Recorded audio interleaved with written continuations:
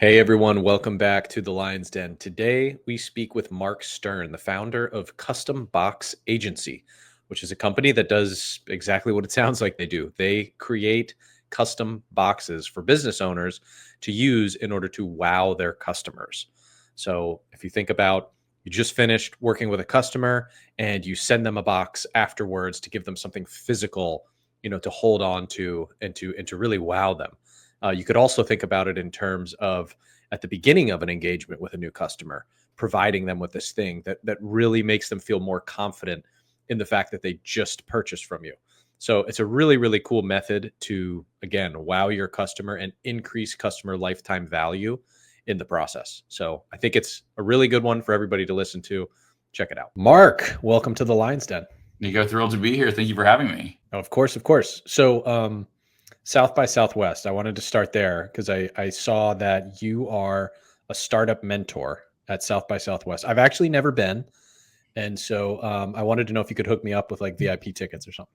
If I can, I would. If I could hook myself up with VIP tickets, I would too. It was the weirdest thing because I was back in corporate America, and they reached out and said, "Would you be interested in being a mentor?" And did that for years. But I would tell you, I tell everyone, it's my absolute favorite event of the year. Okay. So can you tell me a little bit about it? Actually, I've never been, but I've heard great things. For me, I just get so much inspiration. So South by Southwest is a festival, and the actual main event typically happens. It kicks off the second week of March, and it's like three big festivals collided into one. So it starts with South by Southwest Interactive, which is like a Czech showcase. Then film festival starts to overlap it with it, and by the end of the following weekend is the music festival. So most people know it for the music festival. I escape town for film and music. I only go for interactive, and the biggest reason for that is imagine heading down into downtown Austin, but every restaurant, every storefront that you love is no longer that storefront. It has been bought out by a big brand. So it could be like the Facebook experience or the LinkedIn lab or something like that. And you're just going through these different immersion activations for these brands, and they're just showcasing what they're doing in the marketplace in a really powerful way. So I just get so much inspiration by going, and it's just fun to get lost in downtown Austin. Yeah. Wow. I actually had no idea. I figured it was at that giant park in Austin and they set things. No, so it's in the downtown area. That's cool. It's imagine the entire downtown gets taken over. And when I say every major brand or movie studio house or any software as a service, any social media platform, countries sponsor their own activations. All these places what is it? Is it Front Door that becomes the Ink House? Or the Fast Company Lounge, all these companies just transform downtown into this really cool experience. Wow, that's awesome. It's just organized chaos, and that's why I love it. You just can get lost into downtown, and you're at the LaCroix experience, giving away all flavors of sparkling water and immersion even the brand to really build that connection with the brand. It's just crazy.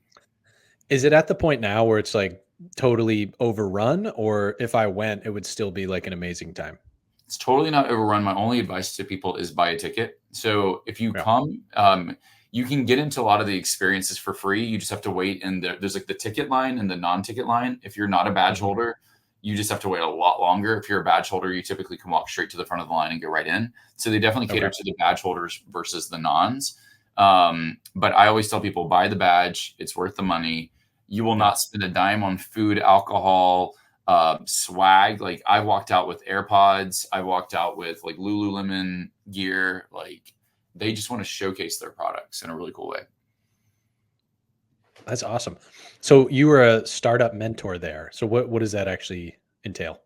They have a whole startup track at South by where people are trying to find investors or bring awareness to their business itself. And so what happens is we get on a call with and I worked with a lot of international startups.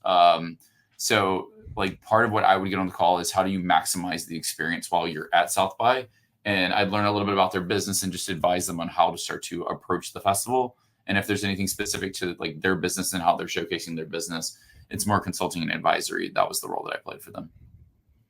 Okay. Super cool. Super cool. All right. Well, let's shift gears. You've convinced me I need to go to South by Southwest. Great. Reach out to me. I'll show you around. All right. Awesome. But I want to shift to your business. So we're looking at you in your office right now. I see CBA Lab in the background. So give me just a quick overview of your business, what you guys do. Sure. So I run an agency called Custom Box Agency. We're in the business of optimizing customer journey. So if you know how your customers navigate through your products and services, that's essential into just unlocking so many different things. I can show you how you can leverage that journey to get them results faster. I can show you how to introduce ways to extend lifetime value. I can show you how to enhance the quality of your deliverable because you can see where people get stuck. I can show you how to leverage that same insight as sales collateral for your business. So we anchor on this idea of have you clearly defined a customer journey to get your customers results faster. And what we're known for is our vehicle of choice, which is we develop these box experiences on your business. And I'm holding up.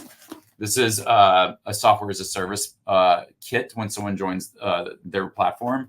This is a coaching program for someone in the fitness space, but we'll create these box experiences that literally set up your customers or your clients up for success with everything they need to get started with your products and services. And we help clients end to end strategize. We'll do all the design work. We are a distributor, so we can get it produced. And we have a warehouse here in Austin, Texas, so we can hold your inventory and ship it out globally on your behalf. Wow. Super cool. I've actually been meaning to find a company like yours because when I talk to businesses, I do want to be able to be like, hey, you should really think about this thing. So why did you decide to build a business around that? I was on your LinkedIn. You were at like Deloitte for a while. Like, how did that transition happen? Yeah, that's a story in itself. But I thought there was only one route to happiness in life, which was go to college and then get the job and then go to grad school and then get the big job and white picket fence and, house and everything. And that's life. And I graduated, got my MBA at Duke, graduated in 2012 with $165,000 in student loan debt. And I've always had this entrepreneurial spirit, but I only thought corporate America was the route to go. And I somehow discovered a conference by a company called Mind Valley called A-Fest. No business to go there, but for some reason, something pulled me to say, you need to be at this event. And when I went there, it was the first time I got exposed to digital marketing and online entrepreneurship. And that's kind of when I got bit by the bug to say, oh, this corporate pathway isn't the only way to live a fulfilling life. And it took me 6 years to officially transition out of that realm, mostly because I thought leaving corporate America with a steady pay job was the most irresponsible thing I could do, especially with all the student loan debt I had. But the reality is it was just a story in my head, and had a moment when I was on the verge of becoming a junior partner at Deloitte to say, is this it? Is this life? Is this what I've signed up for? And I knew what partnership looked like in the firm, but I did not know what starting a business looked like. And that intrigue was what ultimately led me to saying, let me just see, is there an opportunity for me here in this game? And to your question about how Custom Box Agency came about, it was my biggest frustration when I started learning the game of online entrepreneurship, which is I would buy these expensive products and services, but it felt like I had to go through hoops and address all these obstacles just to get started with it. And I was just like, I just wish people would send me what I need. Don't assume I'm going to print it out. Don't assume I have to go to the store and buy all these things. Just give me what I need to be set up for success. Take the obstacle off the table. And started testing it with a virtual event I hosted, a second event, products that I started launching.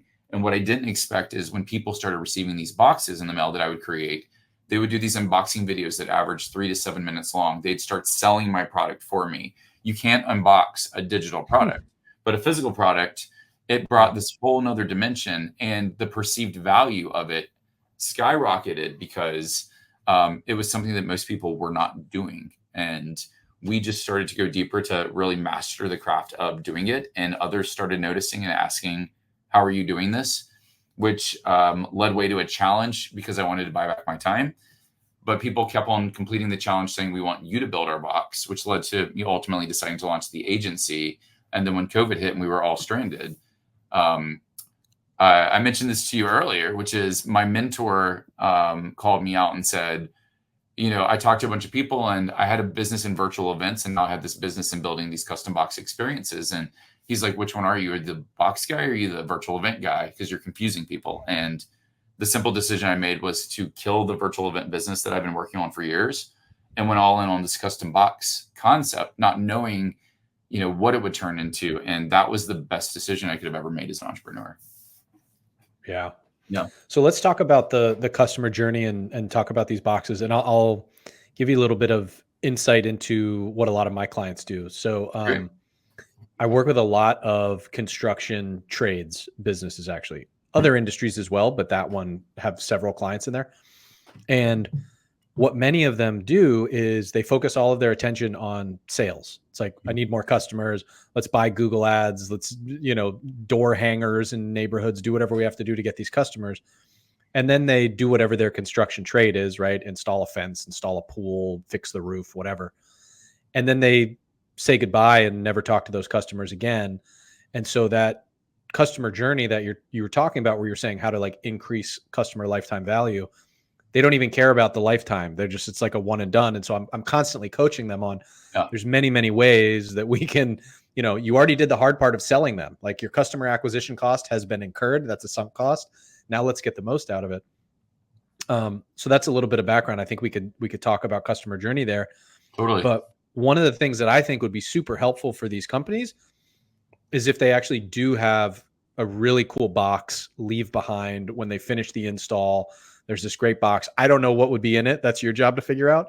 But it's like something really cool and, luxurious or whatever the hell it is, that wows their customer so that they make sure that they get that referral in the future, Yeah, I have endless ideas here too. I'm happy to jump on in too. But Yeah. it's the cool thing about something that's physical and how we design our boxes. One of the things when I talk a lot is this idea of what are the things we naturally save in our lives, because you can engineer intentionality in a big way by being a lot more strategic with how you think about any type of leave behinds like that. For us, there's a reason that a lot of our boxes are small, and we know that the bigger the box, the more likelihood they're going to break it down and throw it out. When I create a product, I want you to save it for life. So I know when you read a book, like, you don't typically throw out a book. You put it on a bookshelf. This is a big reason why a lot of our boxes are small, like a book. We'll brand the I like spine. that. Yeah. I know that when you play a board game, you don't play Monopoly and throw it out. You don't play basketball and, like, after you play like a round of basketball, throw out the basketball, or do the same thing with golf clubs. There are certain things that we save. I just helped my parents move out of their house. They still have their VHSs and 8-track tapes. They have no means to play, and DVDs at this point. They have no means to play these items, but they hold on to them because that replayability is such a big factor. So it's like, how do we take the lessons learned from things that we naturally save and package it in a way to say, if I am going to create something, I want to stay relevant. I want to be in your face. I want to be top of mind, and I want to provide value. And so there's ways that you can engineer that. Part of what we look like at with clients when we are talking about the customer journey is, are we clear on what success looks like?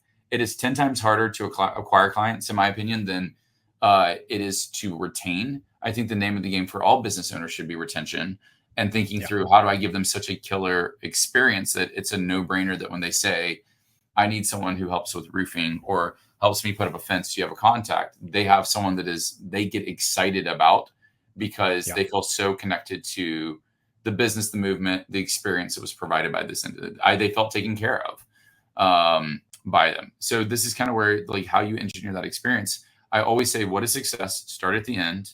What is the outcome that we want?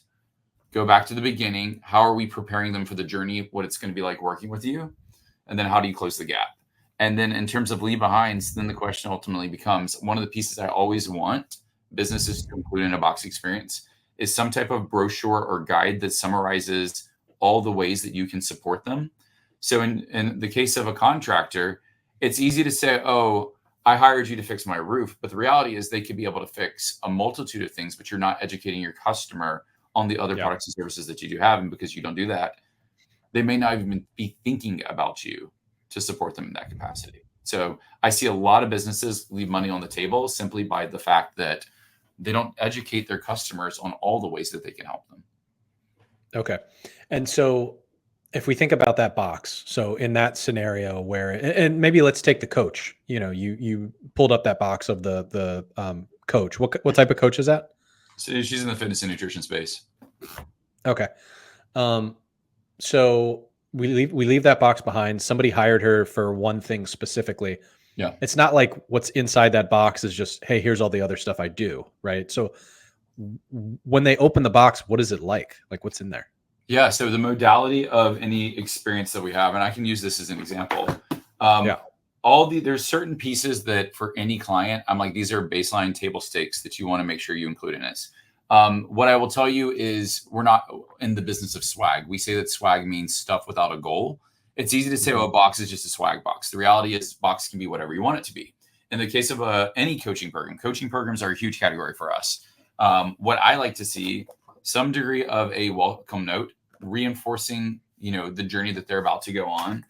I always like to see a getting started guide. So this is about, again, reinforcing welcome from the influencer. Here's the program that you signed up for. Here are the key benefits of it. And then here's the journey that you're about to go on. Here's what you have access to. And oh, by the way, don't take it from us. Look at all these success stories and look at all these other ways that we can support you. This is a really powerful, not only onboarding piece, but it's a powerful sales piece because it showcases you. We have clients that literally take this piece, and if they're speaking on stage, we'll put one of these on everyone's chair in the audience because it frames their core program and their universe so well. A journey map, which I can't find. Usually, this is what happens when I go through these things. But it's usually a one-page document that reflects, hey, here's the journey that you're about to go on with us. And then I like to make sure you include all the supporting tools and resources. So for her, this is an 8-week coaching program. Each week 1, week 2, week 3 has their own envelope. So when they get to that week, they earn the right to break open the envelope.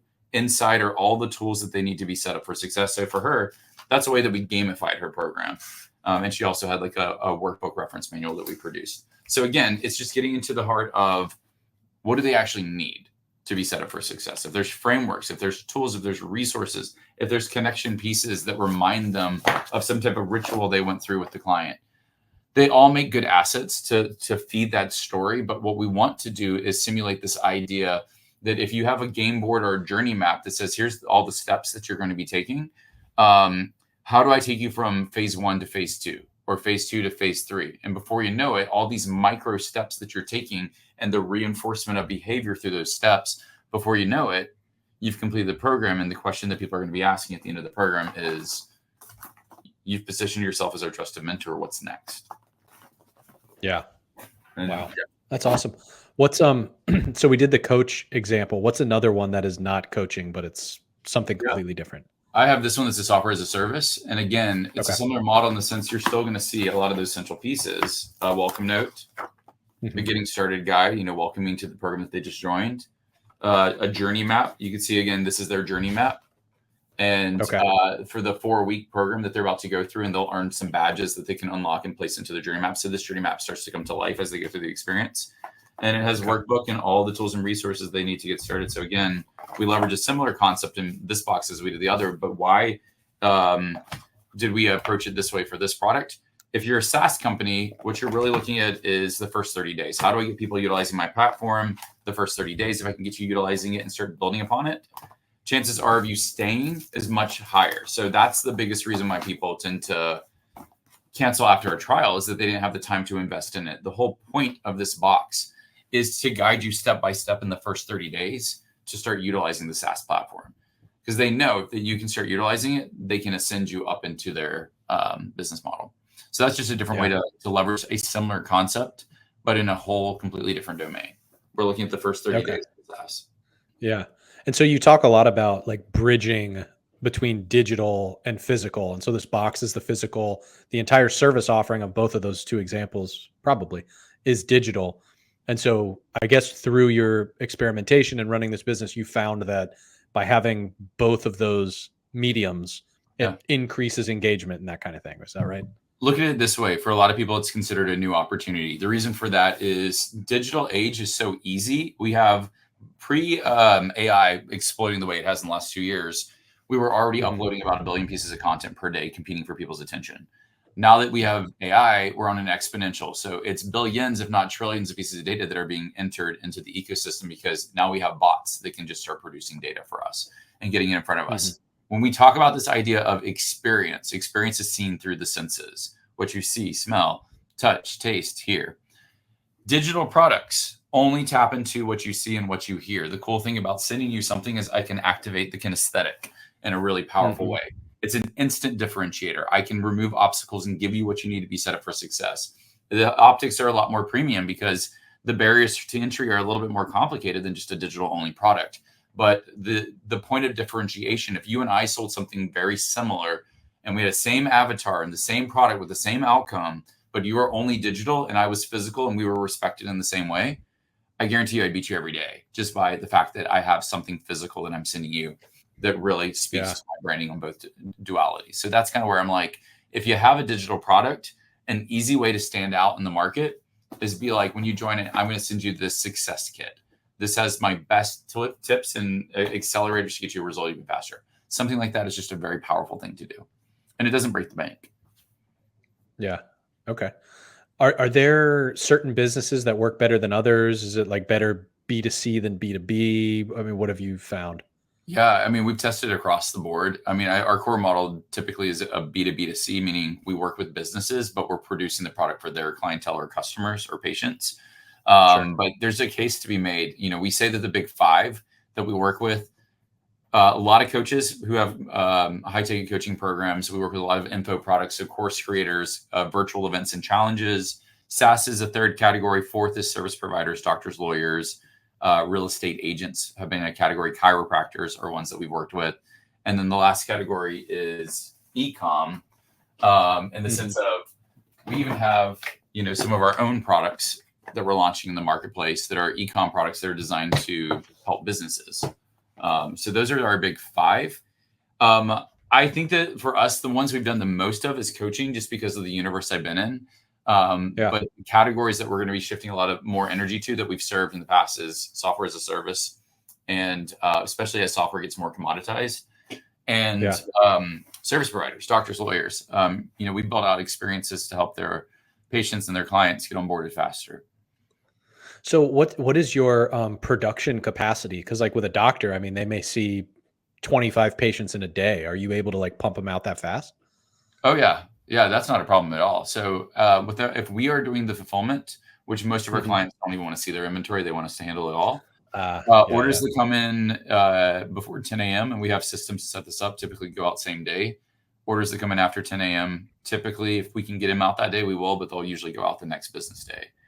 Most of the U.S. shipping delivers in about 1 to 3 business days. That's for us. That's our preferred method, because when people like buy or attend, whatever may trigger that box experience, they're going to want their box. They want that instant gratification. So the faster we can get it to them, you know, the more faster that they can get started with what the journey they're through. And we have some doctors that just are like, just send us the boxes. We'll just give it to them when they leave, and they have those and hand it to them.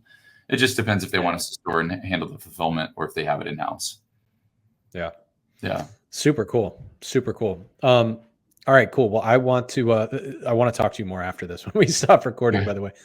But I want to kind of wrap things up here. That was awesome. I think for anybody out there, it sounds like any business this could really work for. I still want to pick your brain on the construction trade stuff because they see Yeah. so many different customers. I think that could be huge. Um, but I guess what I want to leave people with, maybe you can help me out here. If they, for some reason, are not convinced that a box is right for them, although after listening to this, I think they should be. Um, are there other approaches that they can take, simple things, quick wins, where they can start to integrate a little bit more like experiential marketing into their customer journey? Anything you Yeah. can think of? Yeah. The biggest question that I ask clients, though, is, have you defined what success looks like for your customer or your client or your patient? And the power of defining success is that, like, you have a benchmark for that's something black and white for what you want them to achieve. And so just by hitting that benchmark and then recognizing them in some capacity, it could be verbal, it could be a quick email, it could be a handwritten letter, it could be a box experience, it could be an award, is a Hmm. simple step that you can take. So we say with the customer journeys, there's 3 journeys that you can define. Your customer acquisition journey, which is how they find you to buying your products and services. Your delivery journey, which is now they bought my products and services, how do I onboard them to getting them the outcome? And then there's the retention journey, which is how do I how do I extend lifetime value? How do I Yeah. recognize them for those milestones? What I'm talking about are retention plays, to keep top of mind. It's an easy thing that you can do, and it doesn't have to have a box that's fully branded. People want to there was a quote from a famous life coach, a woman named Brooke Castillo, that she would say, for a lot of people, the last time that they were recognized was their high school graduation. We don't do a good job recognizing people and celebrating people. And whether people say it or not, like in some degrees, we all want to be seen. And so like, that's where I just say is there's just different things that you can do to create those moments that have you stand out to say there's something more to working with this business than everyone else. And I don't think it's that hard to engineer either. Yeah, I agree. It just takes a little bit of focus. Cool. Well, Mark, thank you, man. I really appreciate you coming on. I learned a lot. We're talking right after this. I'm gonna start using Custom Box Agency for sure. Awesome. Appreciate you joining me in the Lions Den. Thank you for having me. This has been fun.